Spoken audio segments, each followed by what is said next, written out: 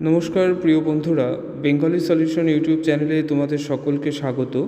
আজকে বিহার স্টেট এক্সামের অত্যন্ত গুরুত্বপূর্ণ উপন্যাস বঙ্কিমচন্দ্র চট্টোপাধ্যায়ের চন্দ্রশেখর এবং বিভূতিভূষণ বন্দ্যোপাধ্যায়ের লেখা আরণ্যক উপন্যাসের তথ্য নিয়ে আমি হাজির হয়েছি। তোমরা ভিডিওটি মনোযোগ দিয়ে দেখো, তাহলে তোমাদের উপন্যাস সম্পর্কে অনেক প্রয়োজনীয় তথ্য তোমরা জানতে পারবে। শুরু করছি আজকের আলোচনা। দেখো, চন্দ্রশেখর উপন্যাসটি প্রকাশিত হয়েছিল কত সালে? চন্দ্রশেখর উপন্যাসটি প্রকাশিত হয়েছিল 1874 সালে। ঠিক আছে, চন্দ্রশেখর উপন্যাসের প্রকাশ হচ্ছে 1874।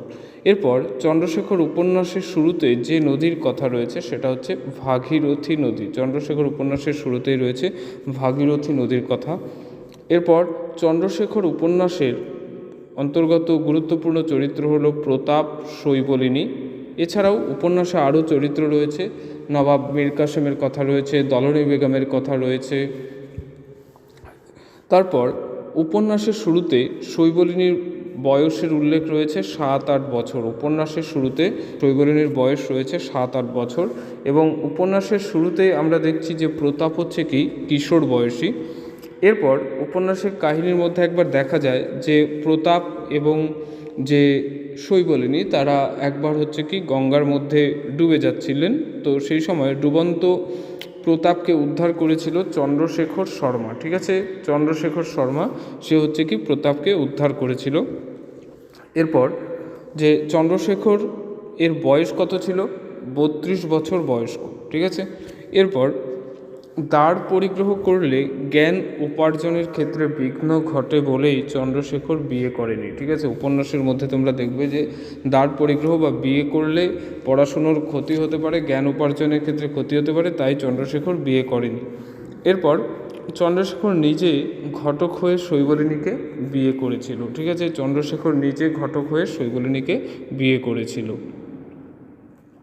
এরপর যে কি উপন্যাসে সুবা বাংলা, বিহার এবং উড়িষ্যার অধিপতি হলেন কে? আলিজা মীর কাসেম খাঁ। ঠিক আছে, এটা তোমরা মনে রাখবে। উপন্যাসে সুবা বাংলার যে কি সুবা বাংলার অধিপতি কে ছিলেন? উপন্যাসে সুবা বাংলার অধিপতি ছিলেন আলিজা মীর কাসেম খাঁ। মীর কাসেম খাঁ মুঙ্গেরের দুর্গে বসবাস করছিলেন। ঠিক আছে, মীর কাসেম খাঁ কোথায় বসবাস করছিলেন? মুঙ্গেরের দুর্গে বসবাস করছিলেন। এরপর দলনী বেগমের নামই হচ্ছে কি দৌলত উন্নিসা। ঠিক আছে, মনে রাখবে, দলনী বেগমের নামই হচ্ছে দৌলত উন্নিসা। নবাব মীর কাসেম দৌলত উন্নিসাকে ভালোবাসতেন। ঠিক আছে, এই কথাটা নিয়ে নিজেই স্বীকার করেছেন। এরপর যে কি নবাব মীর কাসেম একবার বলেছিলেন যে ইংরেজদের সঙ্গে যে যুদ্ধ করবে সেই হারবে। ঠিক আছে, দলনী বেগমের সঙ্গে কথোপকথনকালে দলনী বেগম এই কথাটা কিন্তু মীর কাসেমকে মনে করিয়ে দিয়েছিল। এরপর মীর কাসেম হিন্দুদের কাছ থেকে জ্যোতিষী বিষয়ে শিক্ষালাভ করেছিলেন। তোমরা ক্রমশ জানতে পারবে যে সেই হিন্দু কে। মুর্শিদাবাদের অনতি দূরে বেদগ্রাম, তাহলে বেদগ্রাম নামক স্থানে চন্দ্রশেখর শর্মা থাকতেন। তাহলে চন্দ্রশেখর যে গ্রামে থাকতেন সেই গ্রামের নাম কি? সেই গ্রামের নাম হচ্ছে বেদগ্রাম। এরপর যে কি মীর কাসেম চন্দ্রশেখর শর্মার কাছ থেকেই গণনা শিক্ষা করেছিলেন। এটা তোমরা মনে রাখবে, অত্যন্ত ইম্পর্ট্যান্ট একটা প্রশ্ন, যে কি মীর কাসেম কার কাছ থেকে? চন্দ্রশেখর শর্মার কাছ থেকে গণনা শিক্ষা করেছিলেন। এরপর যে কি ইংরেজদের সঙ্গে নবাবের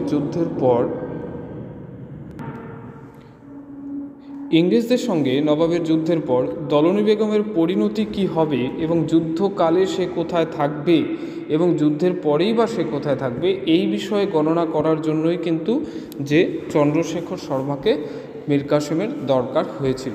এরপর চন্দ্রশেখরকে ডাকবার আদেশ দিয়েছিলেন মীর মুন্সি, অর্থাৎ মীর কাসেম কার মারফতে ডাকার আদেশ পাঠিয়েছিলেন? মীর মুন্সির হাত দিয়ে।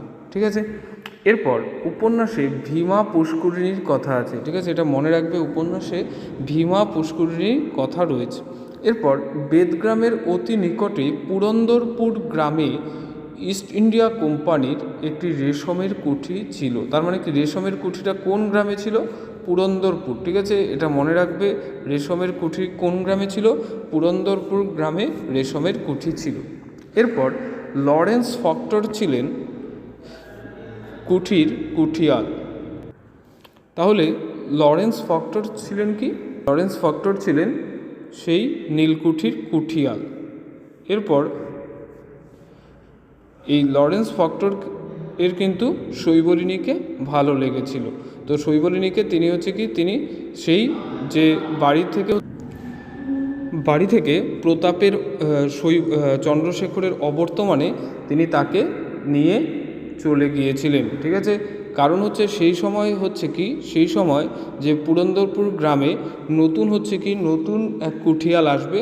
তো সেই লরেন্স ফক্টরকে তখন কলকাতার কোনো জায়গাতে বদলি করা হয়েছে। তো সেই সময় কিন্তু তিনি যে উপন্যাসের বর্ণনা রয়েছে যে ডাকাতি হলো, ঠিক আছে, চন্দ্রশেখরের বাড়িতে ডাকাতি হয়েছিল। কিন্তু ডাকাতি আসলে কি, যে ডাকাতরা কোনো জিনিসপত্র বিশেষ কিছু নিয়ে যায়নি। তারা যে পালকি দিয়ে সেই সময় যে পালকি দিয়ে এবং ইংরেজদের যে তাদের রক্ষীদের সঙ্গে একটি পালকি পাঠিয়ে সেই সময় শৈবলিনীকে সেখান থেকে নিয়ে চলে যায়। তো এই পর্যন্ত আজকের তথ্য রয়েছে। তারপর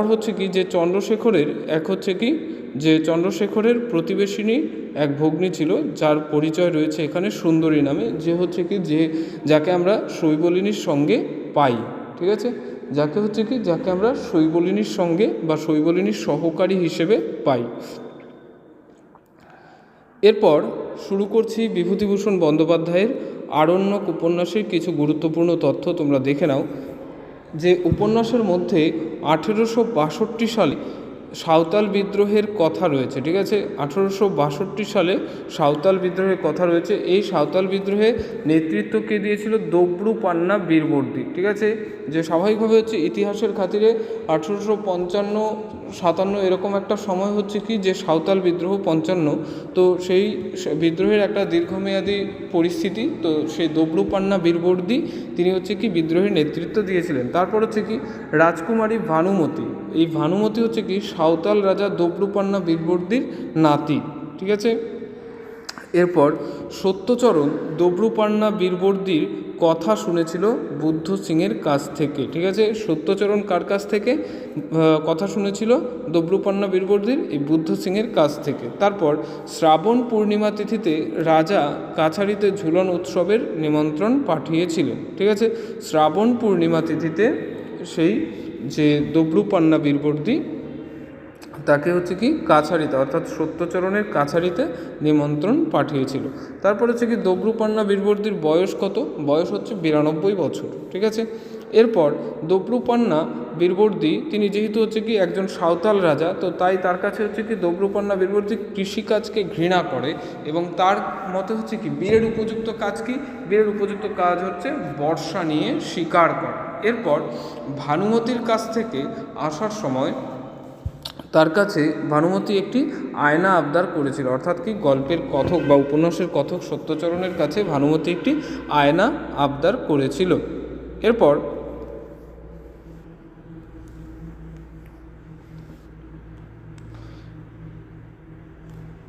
আরণ্যক উপন্যাসের মঞ্চি হলো কি? মঞ্চি একটি চরিত্র রয়েছে। এই মঞ্চি হলো নকছেদি ভকতের দ্বিতীয় স্ত্রী, এটা মনে রাখবে। এরপর যে মঞ্চির সতীনের নাম কি? তুলসী। আর মঞ্চি কোথা থেকে আসে? মঞ্চি ফুলকিয়া বৈহারে সর্ষের ফসল কাটতে এসেছিল, ঠিক আছে। এরপর লকটুলিয়া অঞ্চলে সবচেয়ে প্রতাপশালী জমিদারকে? প্রতাপশালী মহাজন দেবী সিং রাজপুত, ঠিক আছে। এরপর